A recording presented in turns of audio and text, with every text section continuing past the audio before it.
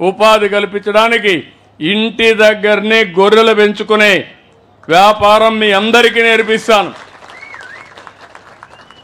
దీన్ని లాభసాటిగా ఏం చేయాలో కూడా చేస్తాం. దీనివల్ల మీ ఆదాయం పెరుగుతుంది. దానికి కావాల్సిన షెడ్లు కడతాం.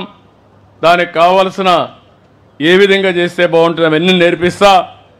ఈ ఊరిలో ఎందుకంటే మీరు నన్ను 40 సంవత్సరాలుగా ఆదరించారు తెలుగుదేశం పార్టీని. మీ రుణం తీర్చుకునే సమయం వచ్చింది. కలెక్టర్కి స్పష్టమైన ఆదేశాలు ఇస్తున్నా. ఈరోజు నేను ఇక్కడికి వచ్చాను. ఈ గ్రామం దశ దిశ మార్చే బాధ్యత కలెక్టర్ పైన ఉంది, ఎమ్మెల్యే పైన ఉంది. ఏదో ఒక రోజు రావడం పోవడం కాదు, ఇవన్నీ చేస్తామని చెప్పి కూడా నేను మీకు తెలియజేస్తున్నా. చాలామందికి అనుమానం కూడా ఉంది ఇవన్నీ అయిపోతాయని. ఒకే రోజు చేయలేను.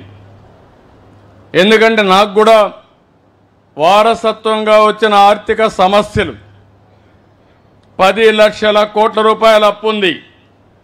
మీకు కూడా 1 లక్ష రూపాయలు 2 లక్షల రూపాయలు అప్పు ఉంటే అప్పుకు వడ్డీ కట్టాలనా లేదా, తిరిగి అప్పు చెల్లించాలనా లేదా, మళ్ళీ సంపాదిస్తే దానికంటే ఎక్కువ మనకు మిగులుతుంది, లేకపోతే గిట్టుబాటు కాదు. నేను కూడా ఆ అవస్థలోనే ఉన్నాను. కానీ ఒకటే చెప్తున్నా, నాకు సంకల్పం ఉంది, కష్టపడే మనస్తత్వం ఉంది, రేపేం చేయాలో ఈరోజు చేసే ఆలోచన ఉంది. అందుకే మీ అందరికీ హామీ ఇచ్చాను. సమిక్షేమం చేస్తాను, అభివృద్ధి సుజావుగా ముందుకు తీసుకెళ్తాను. మళ్ళీ సంపద సృష్టించి ఆదాయం పెంచిన ఆదాయం నిరంతరం ఈ పేదవాడికే ఖర్చు పెడతానని చాలా స్పష్టంగా చెప్పాను. దీనికి కూడా అనేకమైన మార్గాలు ఆలోచిస్తున్నా నేను. అందుకనే ఇప్పుడు మీరు చూస్తే మొన్న ఉగాది, మళ్ళీ నేను రేపు ఒక మాట చెప్పాను.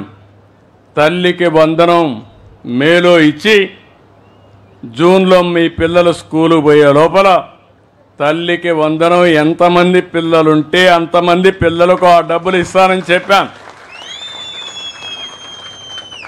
దాన్ని నేను కట్టుబడున్నా.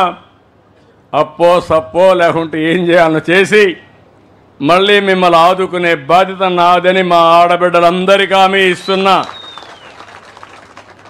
మొన్నే మీరు చూశారు, వంట గ్యాస్ సిలిండర్లు నేనే ఇచ్చాను ఆ రోజు డాక్రా సంఘాలకి. మొన్ననే మళ్ళీ మీరు ఆ వంట గ్యాస్ సిలిండర్లు కూడా ఆటకెక్కిస్తే ధరలు పెరిగిపోయినాయని 3 సిలిండర్లు ఇస్తారని హామీ ఇచ్చాను. దీపం